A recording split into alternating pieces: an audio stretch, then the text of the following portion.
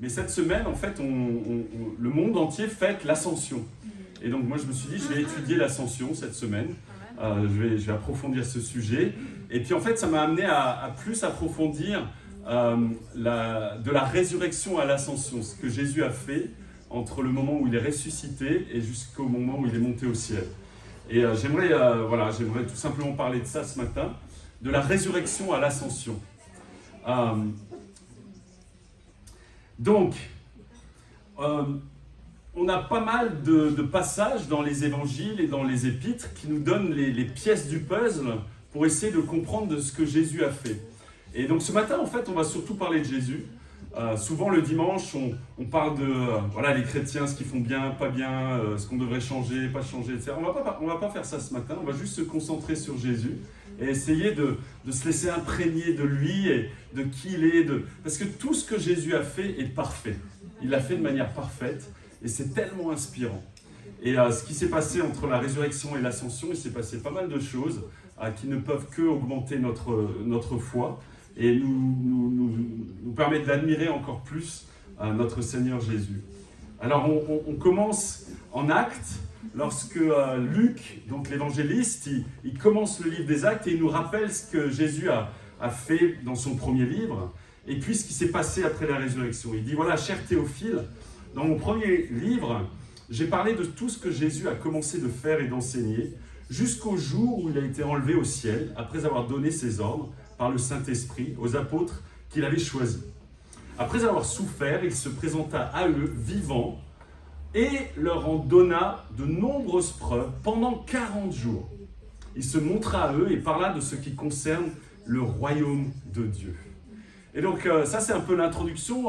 Luc il dit voilà, Jésus, après sa résurrection, il a passé 40 jours encore avec ses disciples et il a donné beaucoup de preuves, leur a donné beaucoup de preuves de lui-même, de sa résurrection, et aussi il leur a parlé du royaume de Dieu. Il a continué à parler du royaume de Dieu. Et en fait, on peut, grâce aux évangiles, un peu suivre le parcours de Jésus, de la résurrection à l'ascension, et le parcours des apôtres aussi. Donc ça c'est une petite carte d'Israël et de Jérusalem ici. Capernaum et le lac de Tibériade, le lac de Capernaum là-haut, le Jourdain, etc.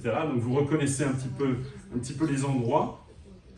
Et donc Jésus, quand il est ressuscité à Jérusalem, évidemment. Et donc, on va commencer au moment de la résurrection. Donc Jésus, on lit en Luc 24, ce même jour, qu'est-ce qu'il a fait tout de suite après la résurrection ? C'est le premier épisode où on voit Jésus faire quelque chose après sa résurrection. Donc ce même jour, 2 disciples se rendaient à un village appelé Emmaüs, éloigné de Jérusalem d'une 12aine de kilomètres. Ils discutaient ensemble de tout ce qui s'était passé. Pendant qu'ils parlaient et discutaient, Jésus lui-même s'approcha et fit route avec eux. Et alors vous voyez, Jérusalem est ici, et Emmaüs est sur la gauche, à peu près à une 12aine de kilomètres, donc vers l'ouest. Donc Jésus, il rejoint ses disciples qui vont jusqu'à Emmaüs et ils discutent. Et on a la première discussion de Jésus, c'est en Luc 24, vous pourrez lire tout l'épisode, c'est génial. La première discussion de Jésus avec les 2 disciples qui vont vers Emmaüs. Et eux, bien sûr, ils sont tristes, ils sont évidemment affectés et ils ne reconnaissent pas tout de suite Jésus. Mais à un moment donné, ils les reconnaissent et je veux juste citer des choses frappantes qui se disent à ce moment-là. Lorsqu'ils furent arrivés près du village, donc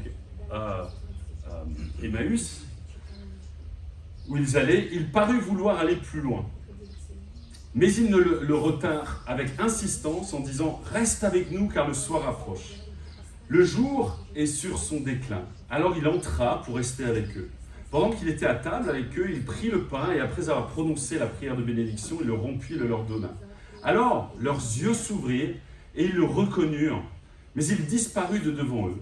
Ils se dirent l'un à l'autre, « Notre cœur ne brûlait-il pas en nous lorsqu'il nous parlait en chemin et nous expliquait les Écritures ?» Moi, c'est un verset qui m'a toujours frappé. Notre cœur, il brûlait quand Jésus nous expliquait les Écritures.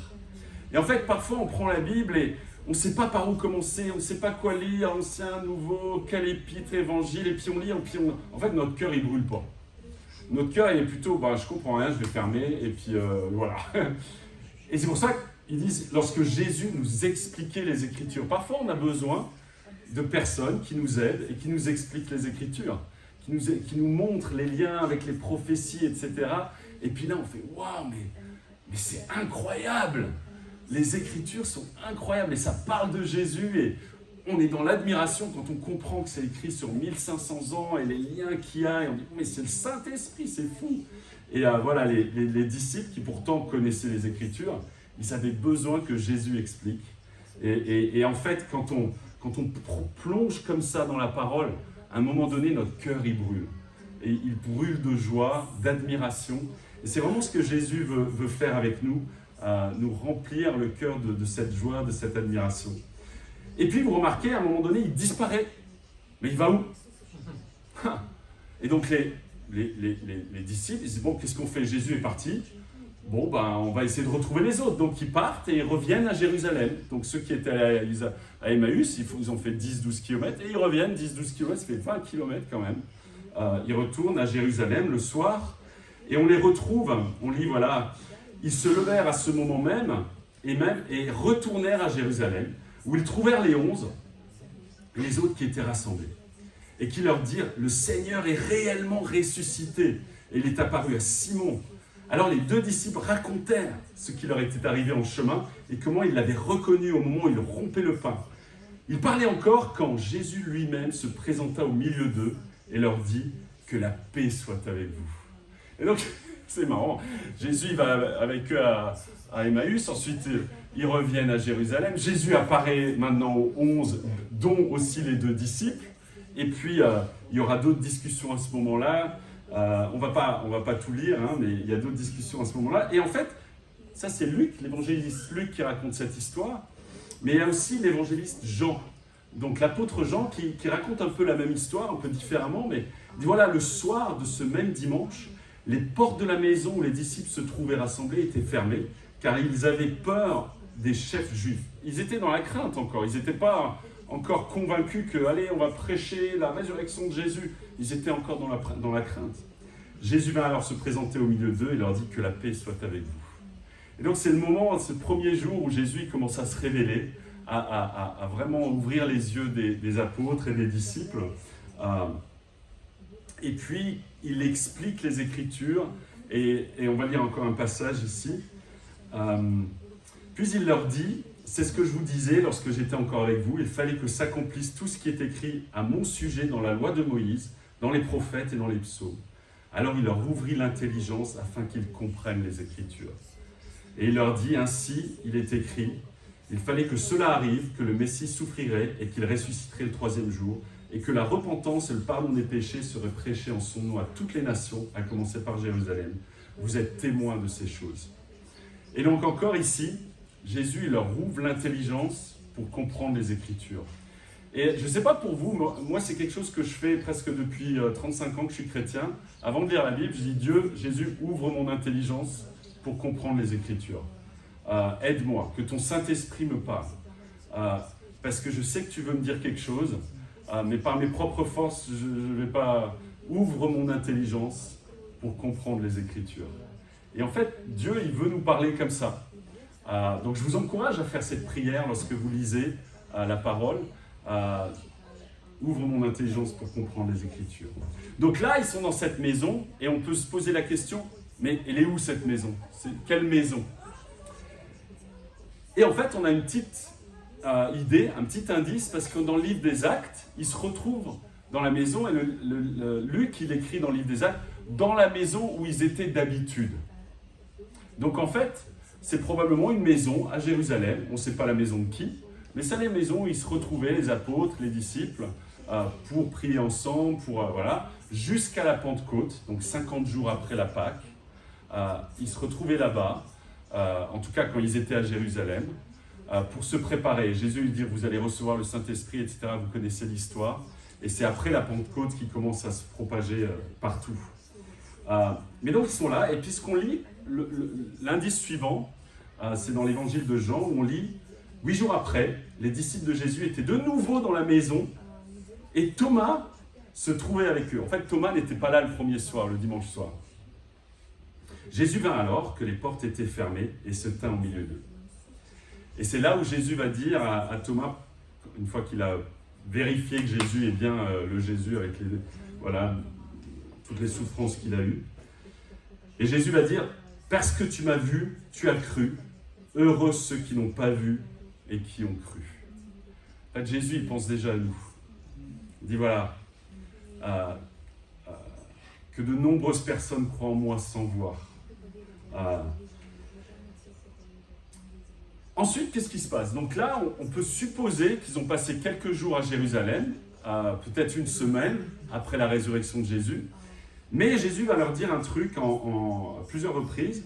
Il dit notamment aux femmes à la résurrection, il dit, on lit en Matthieu 28, alors Jésus leur dit, n'ayez pas peur, allez dire à mes frères de se rendre en Galilée, c'est là qu'ils me verront. À un moment donné, Jésus dit, bon, vous allez aller en Galilée et vous allez me retrouver là-bas.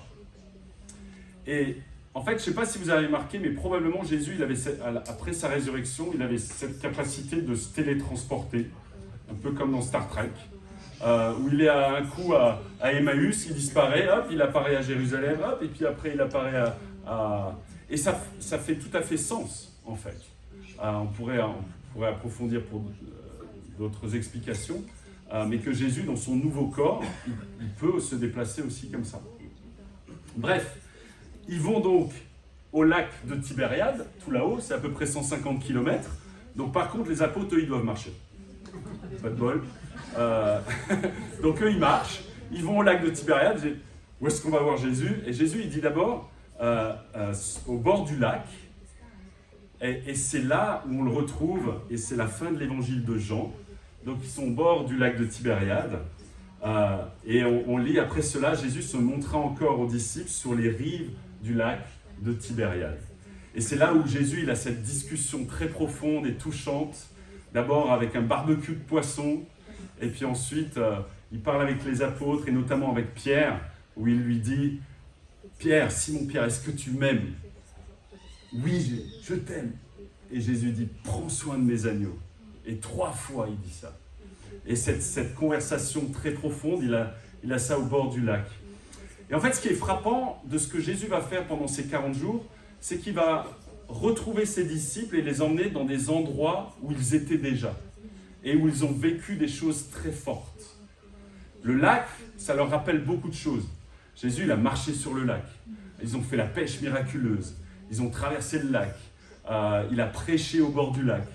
Et donc, Jésus, il prend un moment au bord du lac et peut-être il lui rappelle tout ce qu'il avait enseigné, puisque Luc, il dit, il leur parla pendant 40 jours de ce qui concerne le royaume. Donc, probablement, Jésus, il leur rappelle peut-être des choses. Ils ont des conversations à ce moment-là. Donc, au bord du lac, il a cette conversation très touchante autour du barbecue de poisson. Et puis, il leur dit aussi d'aller sur une montagne près en Galilée. Donc là, on ne sait pas quelle montagne. Peut-être c'était le mont Tabor où il a eu cette transfiguration. Peut-être c'était une autre montagne. Mais c'est là, sur cette montagne, où Jésus va leur donner la mission qu'on lit en Matthieu 28, on va la lire. Les 11 disciples allèrent en Galilée sur la montagne que Jésus leur avait désignée. Donc ils connaissaient la montagne. Vous savez, peut-être c'était la montagne où Jésus il avait fait le sermon sur la montagne. On ne sait pas. Quand ils le virent, ils se prosternèrent, mais quelques-uns eurent des doutes. Ils ont encore des doutes. C'est fou, hein. Pourtant, ils l'ont déjà vu. Hein. Mais on doute aussi, nous. On croit, et puis, ah non, je doute. Non, mais je crois. Ah non, mais je doute. Ah, non. Et c'est pour ça qu'il fallait 40 jours, pour qu'à la fin, ils ne doutent plus. Jésus s'approcha et leur dit, « Tout pouvoir m'a été donné dans le ciel et sur la terre. Allez, faites de toutes les nations des disciples, baptisez-les au nom du Père, du Fils et du Saint-Esprit, et enseignez-leur à mettre en pratique tout ce que je vous ai prescrit. Et moi, je suis avec vous tous les jours, jusqu'à la fin du monde. » Et on connaît ça par cœur. Il les appelle à partir maintenant dans la mission, dans toutes les nations, faire des disciples. Et ils vont mettre plusieurs mois, voire années, pour comprendre ce que Jésus dit là. Parce qu'au début, ils veulent convertir que les Juifs. Ils ne comprennent pas qu'il s'agit aussi des non-Juifs. Et c'est seulement en Actes chapitre 9, lorsqu'il y a la conversion de Corneille, qu'ils se disent Toutes les nations, d'accord, pas juste les juifs, les païens aussi, on est lent à comprendre. Ils étaient lents à comprendre, nous aussi, ça va, c'est pas grave. Et il leur donne ce commandement de faire des disciples, de les baptiser, de recevoir le Saint-Esprit, et puis ensuite d'enseigner ce que Jésus nous a prescrit. Et ça, c'est ce qu'on a tous besoin de faire. Devenir un disciple, être baptisé, persévérer dans l'enseignement, et ensuite nous-mêmes aller faire des disciples et baptiser nos amis. Mais Jésus, il dit un truc super génial ici. Il dit, et je suis avec vous tous les jours, jusqu'à la fin du monde. Il est avec nous ce matin. Il est là.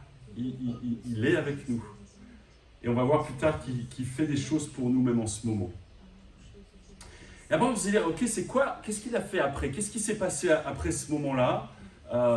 Puisqu'il a passé 40 jours. Et en fait, on a un indice, c'est dans le livre de Corinthiens, où on lit, où Paul, il dit, voilà, en Corinthiens 15, il dit, voilà, je vous ai transmis avant tout le message que j'avais moi aussi reçu. Donc là, il parle aux chrétiens de Corinthe. Il dit, Christ est mort pour nos péchés, conformément aux Écritures. Il a été enseveli, il est ressuscité le 3e jour, conformément aux Écritures. Ensuite, il est apparu à Céphas, puis aux 12. Après cela, il est apparu à plus de 500 frères et sœurs à la fois, dont la plupart sont encore vivants et dont quelques-uns sont morts. Et puis, il est apparu à moi, l'apôtre Paul, plus tard. Et donc, l'indice qu'on a, c'est que Jésus aussi, pendant toute cette période, il est apparu à 500 disciples, 500 personnes. Probablement, parmi les 3000 qui ont été baptisés à la Pentecôte, eh ben, il y en avait probablement les 500, ils étaient là, ils se sont fait baptiser avec les 3000. Mais donc Jésus, il se révèle aussi à d'autres personnes. Et puis on arrive à la fin des 40 jours, et on lit en Actes chapitre 1, alors qu'ils se trouvaient en leur compagnie, il leur recommanda de ne pas s'éloigner de Jérusalem, mais d'attendre ce que le Père avait promis. Et là, il parle du Saint-Esprit. Et puis, on lit dans le livre des Actes, dans le livre de Luc, il les conduisit jusque vers Béthanie. Et donc, à la fin de ces 40 jours, Jésus dit, allez les gars, on va se retrouver à Béthanie. Et qui sait ce qui s'est passé à Béthanie? Lazare, résurrection de Lazare. Qu'est-ce qui s'est passé d'autre? À Béthanie. Maintenant vous êtes... il faut que je fasse une étude sur Béthanie. Marthe et Marie, bien sûr, c'est la maison où habitent Marthe et Marie. Donc Jésus, il y avait Marie qui était au pied de Jésus, et quoi d'autre? Vous vous souvenez la femme pécheresse qui verse ses larmes sur les pieds, le parfum, qui juste une semaine avant, et Jésus dit, voilà, elle prépare ma sépulture. C'est aussi à Béthanie. L'entrée triomphale, c'est aussi à Béthanie. Le figuier desséché, c'est à Béthanie. En fait, c'est passé plein de trucs à Béthanie. Alors moi, je sais parce que du coup, j'ai étudié Béthanie. Je dis, mais pourquoi Jésus, il emmène tous ses disciples à Béthanie? Qu'est-ce qu'il y a de spécial à Béthanie? Et en fait, encore une fois, Jésus il les emmène à un endroit où ils ont vécu des trucs super forts. Des moments vraiment importants. Et il les emmène à Béthanie. Et c'est à Béthanie qu'aura lieu l'ascension. Et on va lire ça. Donc, il les conduisit jusqu'à Béthanie. Puis, et aussi, Béthanie, attendez, c'est juste à côté de Gethsémanée, du mont des Oliviers. Donc, il y a 3 kilomètres, en fait, entre le temple et Béthanie. C'est très court. Et donc, Jésus, il a passé beaucoup de temps, pendant cette dernière semaine, juste avant d'être crucifié, il passait son temps entre Béthanie et le temple. Au mont des Oliviers, la prière, il était arrêté là-bas. Donc, c'est vraiment l'endroit où il s'est passé des choses incroyables pour Jésus et pour les apôtres. Et donc il les emmène là-bas et on lit, il les conduisait jusque vers Béthanie, puis il leva les mains et les bénit. Pendant qu'il les bénissait, il les quitta et fut enlevé au ciel. Quant à eux, après l'avoir adoré, ils retournèrent à Jérusalem remplis d'une grande joie. Ils étaient constamment dans le temple, etc. Ils bénissaient Dieu. Et puis il va se passer 10 jours avant la Pentecôte. On lit aussi en Actes chapitre 1, toujours au même endroit à Béthanie, ce qui se passe. Jésus dit, voilà, vous recevrez une puissance lorsque le Saint-Esprit viendra sur vous et vous serez mes témoins à Jérusalem, dans toute la Judée, dans la Samarie, jusqu'aux extrémités de la terre. Après avoir dit cela, il s'éleva dans les airs pendant qu'ils le regardaient et une nuée le cacha à leurs yeux. Et comme ils avaient les regards fixés vers le ciel, ils comme ça, Jésus, t'es où?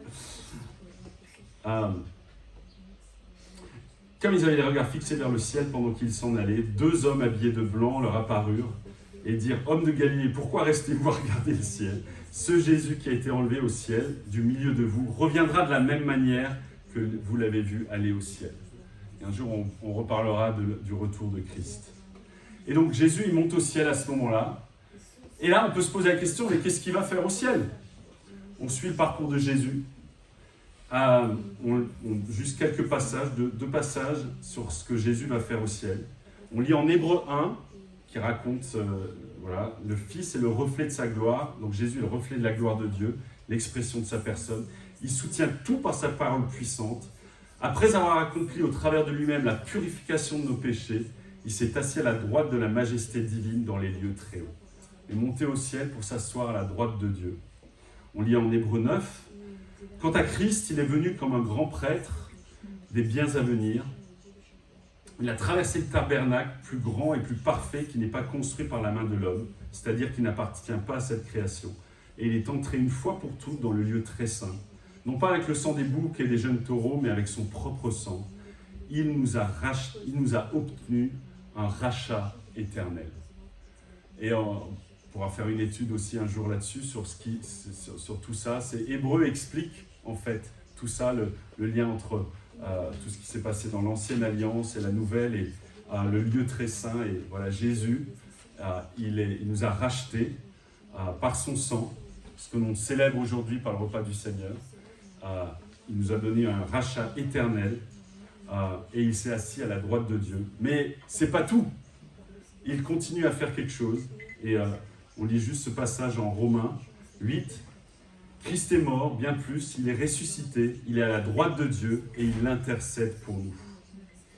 Ainsi, mes frères et sœurs, nous avons par le sang de Jésus l'assurance d'un libre accès au sanctuaire. En fait, il dit, voilà, il est à la droite de Dieu et il intercède pour nous. Moi, j'ai une question que j'aimerais qu'on se pose, c'est est-ce qu'on aimerait parler à Jésus? Est-ce que vous aimeriez parler à Jésus? Eh bien, vous pouvez. Tout le monde, on peut tous parler à Jésus et il nous écoute et il intercède pour nous. Et parfois on se dit, mais ok, je vais prier parce qu'il faut que je prie, la Bible dit qu'il faut prier. Mais en fait, non, c'est pas ça. C'est parler à Jésus. Lui dire ce qu'on vit, lui dire ce qu'on pense, lui dire ce qu'on ressent, lui exprimer nos souffrances, lui exprimer nos désirs, lui exprimer tout ce qu'on a sur le cœur. Et Jésus, il intercède pour nous. C'est pas incroyable, ça? T'es sûr, Thierry? J'ai un petit doute. Oui, quand on se met à genoux et on prie, on se tourne vers lui, il intercède pour nous. Il le fait. À chaque fois. Si on vient avec un cœur sincère, un cœur authentique, avec un cœur humble, Jésus intercède pour nous, chacun de nous. Et ça, c'est juste incroyable.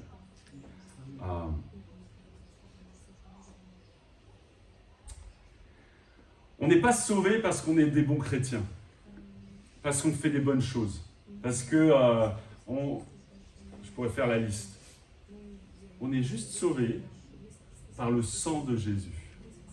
On a accès au sanctuaire grâce au sang de Jésus. On est sauvé par lui, par son sacrifice.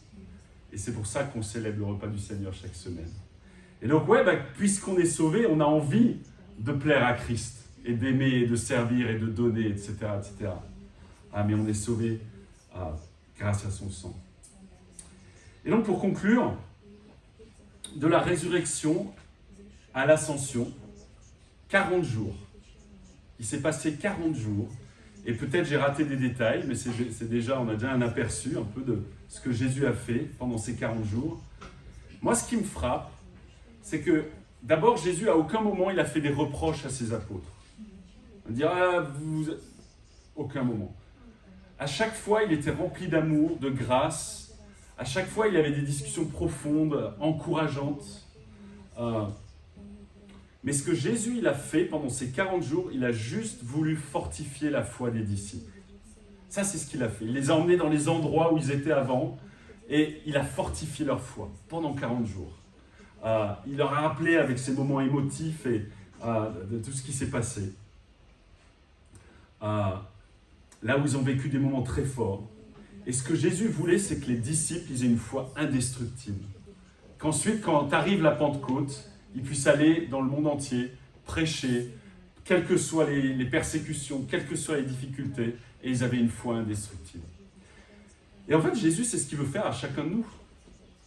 Il veut passer du temps avec nous pour fortifier notre foi. Ça, c'est ce qu'il veut faire. C'est son désir, en fait. Passer du temps avec nous pour nous faire grandir dans la foi. Parce que la foi, c'est ce qu'il cherche. Vous vous souvenez, quand Jésus il dit « Quand le Fils de l'homme reviendra, et il reviendra, trouvera-t-il la foi sur la terre ?» Nous, on est sans cesse tentés de ne pas avoir de foi, d'avoir une foi faible, de perdre la foi. Et Jésus lui dit « Non, mais je veux tout faire pour te fortifier dans la foi. Que tu crois en moi, que je suis là et j'intercède pour toi et je suis tous les jours jusqu'à la fin du monde à tes côtés. Oui, je suis là. » Mais est-ce que nous, on veut passer du temps avec Jésus? En fait, il a fortifié la foi des apôtres parce qu'ils étaient de nouveau à 40 jours avec lui. Qu'est-ce qui peut se passer en 40 jours?